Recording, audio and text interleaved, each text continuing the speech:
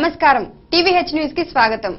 BJP అసత్యాలు ప్రచారం చేస్తూ తమ ప్రతిష్టను మంటగొలుపుతుందని బీజేపీపై పరువు నష్టం దావా వేస్తామని ఆమ్ ఆద్మీ పార్టీ అధినేత ఢిల్లీ మాజీ ముఖ్యమంత్రి అరవింద్ కేజ్రీవాల్ తెలిపారు। బీజేపీపై పరువు నష్టం దావా వేస్తానని ఆమ్ ఆద్మీ పార్టీ అధినేత ఢిల్లీ మాజీ ముఖ్యమంత్రి అరవింద్ కేజ్రీవాల్ తెలిపారు। ఢిల్లీలో ఆయన మాట్లాడుతూ బీజేపీ అసత్యాలు ప్రచారం చేస్తూ తమ ప్రతిష్టను మంటగలుపుతోందని అన్నారు। ఆమ్ నేతలు ఎన్జీఓల ద్వారా నిధులు దారి మళ్లించుకుంటున్నారని బీజేపీ నేతలు ఆరోపిస్తున్న విషయంపై ఆయన మండిపడ్డారు। అవినీతిని ఉపేక్షించేది లేదని తెలిపిన కేజ్రీవాల్ తప్పుడు ప్రచారాలతో ప్రజలను మభ్యపెట్టవద్దని హెచ్చరించారు। ఫార్మాసిటీ భూములపై నేడు సీఎం కేసీఆర్ ఏరియల్ సర్వే నిర్వహించనున్నారు। రంగారెడ్డి జిల్లా ముచ్చర్లలో ఫార్మాసిటీ కోసం కేటాయించిన భూములను పరిశీలించడంతో పాటు అక్కడ ఏర్పాటు చేసిన ఫోటో ఎగ్జిబిషన్ ను తిలకించనున్నారు। తెలంగాణలో ఏర్పాటు కానున్న ఫార్మాసిటీ భూములపై నేడు సీఎం కేసీఆర్ ఏరియల్ సర్వే నిర్వహించనున్నారు। హైదరాబాద్లోని బేగంపేట విమానాశ్రయం నుంచి నేటి ఉదయం బయలుదేరనున్న కేసీఆర్ రంగారెడ్డి జిల్లా ముచ్చెర్లలో ఫార్మాసిటీ కోసం కేటాయించిన భూములను పరిశీలించడంతో పాటు అక్కడ ఏర్పాటు చేసిన ఫోటో ఎగ్జిబిషన్ను తిలకించనున్నారు। రాష్ట్రంలో కొత్త పారిశ్రామిక విధానం ఖరారైన తర్వాత పరిశ్రమల ఏర్పాటుకు సంబంధించి కేసీఆర్ ఈ దిశగా దృష్టి సారించడం ఇదే తొలిసారి। రాష్ట్రంలో పరిశ్రమల ఏర్పాటుకు వేగంగా చర్యలు తీసుకునే క్రమంలోనే కేసీఆర్ ఈ ఏరియల్ సర్వే నిర్వహిస్తున్నట్లు సమాచారం।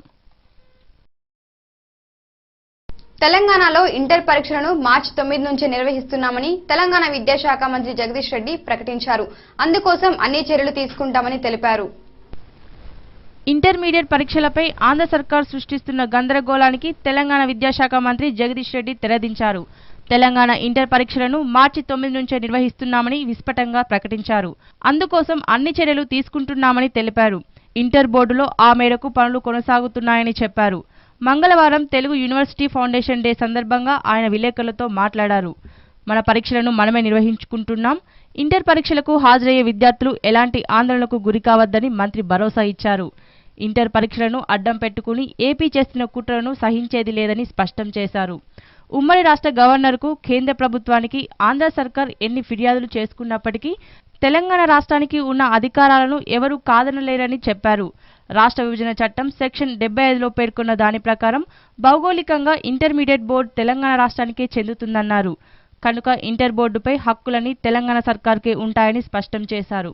మన రాష్ట్రంలో ఉన్న ఇంటర్ బోర్డుపై ఆంధ్రప్రదేశ్ ప్రభుత్వానికి ఎలాంటి అధికారాలు లేవని మంత్రి ఖరాఖండిగా చెప్పారు। తెలంగాణ ప్రభుత్వం చెప్పే మాటలకు చేతలకు పొంతన లేదని టీపీసీసీ చీఫ్ పొన్నాల లక్ష్మయ్య అన్నారు। కేసీఆర్ కేవలం మాటల ముఖ్యమంత్రిని నిరూపించుకున్నారని ఆయన ఎద్దేవా చేశారు। తెలంగాణ ముఖ్యమంత్రి కేసీఆర్ 6 నెలల పాలనపై టీపీసీసీ చీఫ్ పొన్నాల లక్ష్మయ్య విరుచుకుపడ్డారు। హైదరాబాద్లో ఆయన మాట్లాడుతూ తెలంగాణ ప్రభుత్వం చెప్పే మాటలకు చేతలకు పొంతన లేదని అన్నారు। కేసీఆర్ కేవలం మాటల ముఖ్యమంత్రి అని నిరూపించుకున్నారని ఆయన ఎద్దేవా చేశారు। 6 నెలల పాటు విద్యుత్ను అందకుండా చేసి ప్రజలను అంధకారంలోకి నెట్టిన కేసీఆర్పై ప్రజల్లో వ్యతిరేకత వస్తోందని, అసలు కేసీఆర్ను ఎందుకు గెలిపించామా అని తెలంగాణ ప్రజలు బాధపడుతున్నారని అన్నారు। తెలంగాణ అమరవీరుల సంఖ్యను కూడా తెలంగాణ ప్రభుత్వం తగ్గించిందని ఆయన విమర్శించారు। కేసీఆర్ అధికారంలోకి వస్తే ఉచితంగా విద్య అందుతుందని, ఉద్యోగాలు వస్తాయని, డబుల్ బెడ్రూమ్ ఫ్లాట్స్ వస్తాయని తెలంగాణ ప్రజలు ఎంతో ఆశపడ్డారని అన్నారు। ఇప్పుడు కేసీఆర్ కేవలం మాటల గారడి చేశారన్న విషయం అర్థమై వాపోతున్నారని తెలిపారు। కేసీఆర్ పాలనలో ప్రజలకు ఒరిగిందేమీ లేదని అన్నారు। పింఛన్దారులను, తెల్ల రేషన్ కార్డుదారులను తగ్గించుకోవడం తప్ప ప్రభుత్వం సాధించింది ఏమీ లేదని ఆయన అభిప్రాయపడ్డారు। చెరువుల పునరుద్ధరణ కార్యక్రమంతో ప్రభుత్వ ప్రతిష్ట పెరిగేలా ఇంజనీర్లు కృషి చేయాలని రాష్ట్ర భారీ నీటిపారుదల శాఖ మంత్రి హరీష్ రావు పేర్కొన్నారు। చెరువుల పునరుద్ధరణ కార్యక్రమంతో ప్రభుత్వ ప్రతిష్ట పెరిగేలా ఇంజనీర్లు కృషి చేయాలని రాష్ట్ర నీటిపారుదల శాఖ మంత్రి హరీష్ రావు పేర్కొన్నారు।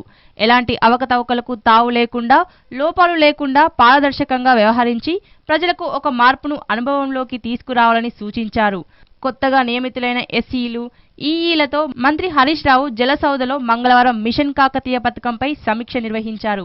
ఈ సందర్భంగా మంత్రి మాట్లాడుతూ ఈ కార్యక్రమాన్ని ప్రభుత్వం ప్రతిష్టాత్మకంగా తీసుకుందని చెప్పారు। ఇంజనీర్లు అందరూ శక్తి వంచన లేకుండా కృషి చేయాలన్నారు। ఎస్ఈలు, ఈఈలు ప్రతిరోజు ఒక అసెంబ్లీ నియోజకవర్గంలో పర్యటించి పనులను పర్యవేక్షిస్తూ ప్రతిరోజు ప్రభుత్వానికి నివేదికలు పంపాలన్నారు। ఫీడర్ ఛానల్స్ లో అక్రమాలను తొలగించే విషయంలో చెరువు శిఖం పూడిక తొలగించే సమయంలో పట్టదారుల నుంచి ఎదురయ్యే సమస్యలను కలెక్టర్లకు, ఆర్డీఓలకు, ఎంఆర్ఓలకు నివేదించి వారి సహాయం తీసుకోవాలని సూచించారు. చెరువు FTL బయట మొక్కల పెంపకంపై అటవీ శాఖతో సమన్వయం చేసుకుని సిల్వర్ ఓక్ మొక్కల పెంపకం చేపట్టాలని మంత్రి అన్నారు. విద్యుత్ శాఖలోని జెన్కో, ట్రాన్స్కో, డిస్కమ్ ఉద్యోగులకు 30% ఫిట్మెంట్ తో కూడిన వేతన సవరణ చేయాలని తెలంగాణ ముఖ్యమంత్రి కె చంద్రశేఖరరావు నిర్ణయించారు.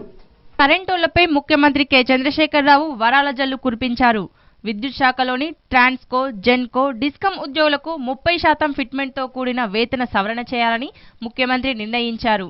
తెలంగాణ రాష్ట్ర సాధన ఉద్యమంలో చురుకైన పాత్ర పోషించిన విద్యుత్ ఉద్యోగుల విషయంలో ప్రభుత్వం అత్యంత ఉదారతతో వ్యవహరిస్తుందని సీఎం అన్నారు.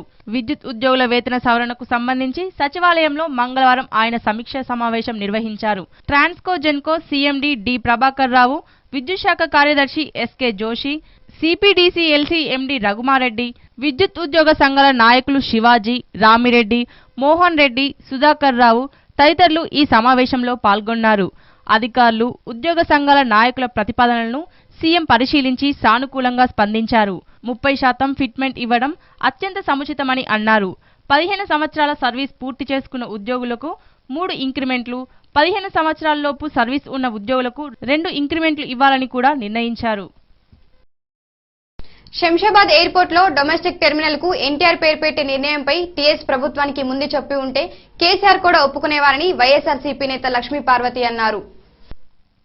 శంషాబాద్ ఎయిర్పోర్ట్ లో డొమెస్టిక్ టెర్మినల్ కు ఎన్టీఆర్ పేరు పెట్టే విషయమై టీఎస్ ప్రభుత్వానికి ముందే చెప్పి ఉంటే కేసీఆర్ కూడా ఒప్పుకునేవారని వైఎస్ఆర్సీపీ నేత లక్ష్మీ పార్వతి అన్నారు. చంద్రబాబు కావాలనే ఎన్టీఆర్ పేరు వివాదం చేస్తున్నారని ఆమె మండిపడ్డారు. మంగళవారం మీడియాతో మాట్లాడుతూ కేంద్రంలో చంద్రబాబు కింగ్ మేకర్ గా ఉన్న సమయంలో ఎన్టీఆర్ కు భారతరత్న కోసం ఎందుకు ప్రయత్నించలేదని నిలదీశారు. అటు రాజధాని నిర్మాణం కోసం 1000 ఎకరాల భూమి ఎందుకని లక్ష్మీ పార్వతి ప్రశ్నించారు. బాబు అనుయాయులకు కట్టబెట్టేందుకే భూసేకరణ అని ఆరోపించారు. ఈ అంశంపై కేంద్రం స్పందించాలని ఆమె డిమాండ్ చేశారు. రాబోయే అన్ని ఎన్నికల్లో కాంగ్రెస్ పార్టీకి వ్యతిరేకంగా పోటీ చేస్తామని ఎంఐఎం పార్టీ అధినేత అసదుద్దీన్ స్పష్టం చేశారు. 60 ఏళ్లుగా కాంగ్రెస్ ముస్లింలను మోసం చేస్తూనే వస్తుందని ఆయన అన్నారు. రాబోయే అన్ని ఎన్నికల్లో కాంగ్రెస్ పార్టీకి వ్యతిరేకంగా పోటీ చేస్తామని ఎంఐఎం పార్టీ అధినేత అసదుద్దీన్ స్పష్టం చేశారు. యునైటెడ్ ముస్లిం ఫోరం ఆధ్వర్యంలో దారుస్సలాంలో జరిగిన సభలో ఆయన మాట్లాడుతూ 60 ఏళ్లుగా కాంగ్రెస్ ముస్లింలను మోసం చేస్తూనే వస్తోందన్నారు. City bureau, T media, Babri Masjid విషయంలో ముస్లింలకు న్యాయం జరగలేదని వాస్తవాన్ని అన్ని వర్గాల ప్రజలు నేటికి అభిప్రాయాన్ని వ్యక్తం చేస్తున్నారని మజ్లిస్ పార్టీ అధ్యక్షులు హైదరాబాద్ ఎంపీ అసదుద్దీన్ ఓవైసీ అన్నారు. సోమవారం అర్ధరాత్రి యునైటెడ్ ముస్లిం ఫోరం ఆధ్వర్యంలో దారుసల్లాంలో జరిగిన సదస్సుకు ముఖ్య అతిథిగా పాల్గొన్నారు. బాబ్రీ ధ్వంసం చేసి 22 ఏళ్లు గడిచినా ఇప్పటికీ బాబ్రీ వివాదం ఇంకా కోర్టులోనే ఉందన్నారు. డిసెంబర్ 6న శాంతియుతంగా బంద్ పాటించాలని కోరారు. బాబ్రీ మసీద్ విషయంలో ఎలాంటి సలహా సంప్రదింపులు ఉండవని స్పష్టం చేశారు. బాబ్రీ కోసం న్యాయ పోరాటం కొనసాగిస్తామని, భారత న్యాయ వ్యవస్థపై తమకు నమ్మకం ఉందన్నారు. హైకోర్టులో తమకు అనుకూలంగా తీర్పు రాకపోయినా సుప్రీంకోర్టులో తమకు తప్పక న్యాయం జరుగుతుందని ధీమా వ్యక్తం చేశారు. పంచాయతీ కార్యదర్శుల సమస్యలను పరిష్కరించడానికి ప్రభుత్వం చిత్తశుద్ధితో ఉందని పంచాయతీరాజ్ శాఖ మంత్రి కె తారక రామారావు స్పష్టం చేశారు. పంచాయతీ కార్యదర్శుల సమస్యలను పరిష్కరించడానికి ప్రభుత్వం చిత్తశుద్ధితో ఉందని పంచాయతీరాజ్ శాఖ మంత్రి కె తారక రామారావు స్పష్టం చేశారు. తెలంగాణ పంచాయతీ కార్యదర్శుల సంఘం రాష్ట్ర అధ్యక్షుడు S Bhaskar Reddy, G Yadagiri Goud, B మల్లికార్జున్లు మంగళవారం సచివాలయంలో మంత్రిని కలిసి తమ సమస్యలను విన్నవించారు. పంచాయతీ కార్యదర్శుల హోదాను ఎగ్జిక్యూటివ్ ఆఫీసర్గా మార్చాలని, వివిధ శాఖల నుంచి డిప్యూటేషన్పై వచ్చి 2002 నుంచి కార్యదర్శులుగా పనిచేస్తున్న వారి సర్వీస్ను పంచాయతీరాజ్ శాఖలో రెగ్యులర్ చేయాలని మంత్రికి విజ్ఞప్తి చేశారు. క్షేత్రస్థాయిలో ప్రతి గ్రామ పంచాయతీకి ఒక కార్యదర్శి నియమించాలని కోరారు. పంచాయతీ కార్యదర్శులకు 2008లో ప్రభుత్వంతో కుదిరిన ఒప్పందం ప్రకారం 3000 రూపాయలు FTI చెల్లించాలని, కారుణ్య నియామకం ద్వారా వచ్చిన పంచాయతీ కార్యదర్శుల సర్వీస్ను 2003 నుంచి రెగ్యులర్ గా పాటించాలని, పంచాయతీ కార్యదర్శులకు ఏడాది కాలంగా నిలిచిపోయిన పదోన్నతులను వెంటనే చేపట్టాలని కోరారు. సమస్యలపై సానుకూలంగా స్పందించిన మంత్రి కేటీఆర్ ఉద్యోగుల సమస్యలన్నింటినీ త్వరలోనే శాశ్వతంగా పరిష్కరిస్తామని హామీ ఇచ్చినట్లు మంత్రితో భేటీ అనంతరం భాస్కర్ రెడ్డి తెలిపారు. చౌకగా పంటల సేద్యానికి వ్యవసాయ శాస్త్రవేత్తల పరిశోధనలు తోడ్పాటునివ్వాలని రాష్ట్ర వ్యవసాయ శాఖ మంత్రి పోచారం శ్రీనివాస్ రెడ్డి తెలిపారు. చౌకగా పంటల సేద్యానికి వ్యవసాయ శాస్త్రవేత్తల పరిశోధనలు తోడ్పాటునివ్వాలని రాష్ట్ర వ్యవసాయ శాఖ మంత్రి పోచారం శ్రీనివాస్ రెడ్డి చెప్పారు. మంగళవారం ఆయన రాజేంద్ర నగర్లోని ప్రొఫెసర్ జయశంకర్ తెలంగాణ రాష్ట్ర వ్యవసాయ విశ్వవిద్యాలయాన్ని సందర్శించారు. కళాశాలతో పాటు పరిశోధన కేంద్రాలను పరిశీలించిన పోచారం ఆయా సంస్థల బలోపేతానికి తీసుకోవాల్సిన చర్యలపై అధికారుల నుంచి సూచనలు, సలహాలు స్వీకరించారు. పరిశోధనలు, బోధన, విస్తరణ ప్రధానాంశాలుగా వ్యవసాయ విశ్వవిద్యాలయం ముందుకు వెళ్తుందన్నారు. భవిష్యత్తులో శాస్త్రవేత్తలు, అధ్యాపకుల మధ్య పూర్తిస్థాయి సహకారం, సమన్వయానికి ప్రణాళికలు రూపొందిస్తున్నామని మంత్రి పోచారం తెలిపారు. మంత్రితో పాటు వర్సిటీ ప్రత్యేకాధికారి డాక్టర్ వి ప్రవీణ్ రావు, ఉన్నతాధికారులు doctor Rajireddy, doctor TVK Singh, doctor P Chandrasekhar Rao, doctor G Bhupal Raj, doctor Rajaram Reddy తదితరులు ఉన్నారు. ఉపగ్రహం GSAT-16 ప్రయోగానికి భారత అంతరిక్ష పరిశోధన సంస్థ ఇస్రో సిద్ధమైంది. ఫ్రెంచి గయానాలోని కౌరు అంతరిక్ష కేంద్రం నుంచి ఈ ఉపగ్రహాన్ని నింగిలోకి పంపనున్నారు. భారీ ఉపగ్రహం GSAT-16 ప్రయోగానికి భారత అంతరిక్ష పరిశోధన సంస్థ ఇస్రో సిద్ధమైంది. ఫ్రెంచ్ గయానాలోని కౌరు అంతరిక్ష కేంద్రం నుంచి ఈ ఉపగ్రహాన్ని నింగిలోకి పంపనున్నారు. భారత కాలమాన ప్రకారం 5వ తేదీ ఉదయం 2:08 ఈ ప్రయోగం చేపట్టనున్నారు. PSLV, GSLV రాకెట్ల ద్వారా ఇప్పటి వరకు 2000 కిలోల లోపు బరువున్న ఉపగ్రహాలను మాత్రమే నింగిలోకి పంపారు. ఈ నెల 5 నాటి ప్రయోగంతో GSAT-16 ని కక్షలోకి ప్రవేశపెట్టనున్నారు. ఈ ఉపగ్రహం కాలపరిమితి 12 ఏళ్లు. ప్రయోగానికి అవుతున్న ఖర్చు 865.5 కోట్ల రూపాయలు. ఇందులో ఉపగ్రహం తయారీకి 400 కోట్ల రూపాయలు ఖర్చు కాగా మిగిలిన మొత్తాన్ని యూరోపియన్ స్పేస్ ఏజెన్సీకి ఇస్రో చెల్లిస్తోంది. ఏరియన్ 5 ECA రాకెట్ ద్వారా ఈ ప్రయోగం చేపడుతున్నారు. ఈ ఉపగ్రహంలో సమాచార వ్యవస్థకు ఉపయోగించే 12 KU bonds transponders, 24 C bond, 12 extended C bond transponders ను అమర్చారు. 48 ట్రాన్స్పాండర్లను ఒకేసారి నింగిలోకి పంపడం మన దేశ చరిత్రలో ఇదే ప్రథమం. బెంగళూరులో తయారు చేసిన GSAT-16 ఉపగ్రహాన్ని ప్రత్యేక విమానంలో ఫ్రాన్స్ కు తరలించారు. 3 టన్నుల బరువున్న ఉపగ్రహాలను ప్రయోగించే టెక్నాలజీ మన దగ్గర లేకపోవడంతో ఫ్రాన్స్ తో ఉన్న ఒప్పందాల మేరకు ఈ ప్రయోగాన్ని అక్కడి నుంచి ఇస్రో చేపడుతుంది. పసిడి ధర భారీగా పెరిగింది. ఒక్కరోజే 10 గ్రాములకు 840 రూపాయలు పెరిగింది. ఈ ఏడాదిలో ఒకే రోజు అత్యధిక పెరుగుదల నమోదైంది. దాంతో 10 గ్రాముల బంగారం ధర 27,040 రూపాయలు పలుకుతుంది. దేశంలో పసిడి ధర భారీగా పెరిగింది. ఈ ఒక్కరోజే 10 గ్రాములకు 840 రూపాయలు పెరిగింది. ఈ ఏడాదిలో ఒకే రోజు అత్యధిక పెరుగుదల నమోదైంది. దాంతో 10 గ్రాముల బంగారం ధర 27,040 రూపాయలు పలుకుతోంది. రాబోయే పెళ్లిళ్ల సీజన్ నేపథ్యంలో దేశీయంగా డిమాండ్ ఉంటుందన్న సెంటిమెంట్ ధర పెరుగుదలకు ఊతమిచ్చినట్టు చెబుతున్నారు. ఇక వెండి విషయానికొస్తే 2,700 రూపాయల పెంపుతో కేజీ 37,000 రూపాయలు పలుకుతోంది. Grand pre title Macau open ను వరుసగా రెండోసారి నెగ్గిన భారత బ్యాడ్మింటన్ స్టార్ PV సింధు వచ్చే ఏడాది కూడా ఇదే జోరు కొనసాగిస్తానని చెప్పింది. సీజన్ చివరి grand pre title Macau open ను వరుసగా రెండోసారి నెగ్గిన భారత బ్యాడ్మింటన్ స్టార్ PV సింధు వచ్చే ఏడాది కూడా ఇదే జోరును కొనసాగిస్తానని చెప్పింది. గత వారం మకావులో టైటిల్ నెగ్గిన సింధు మంగళవారం హైదరాబాద్కు చేరుకుంది. ఈ సందర్భంగా చీఫ్ కోచ్ గోపీచంద్తో కలిసి విలేకరుల సమావేశంలో మాట్లాడిన సింధు ప్రపంచ ఛాంపియన్షిప్లో కాంస్యం, ఆసియా క్రీడల్లో కాంస్యం, ఇలా ఈ ఏడాది కొన్ని మరపురాని విజయాలను ఖాతాలో వేసుకోవడం సంతోషంగా ఉందంది. అయితే ఇప్పటి వరకు సూపర్ సిరీస్ టైటిల్ నెగ్గలేకపోయిన తాను 2015లో దాన్ని ఖచ్చితంగా సాధిస్తానని సింధు ధీమా వ్యక్తం చేసింది. బోర్డర్ గవాస్కర్ సిరీస్ రీషెడ్యూల్ కావడంతో మహేందర్ సింగ్ ధోనికి పూర్తి సిరీస్ ఆడే వీలు చిక్కింది.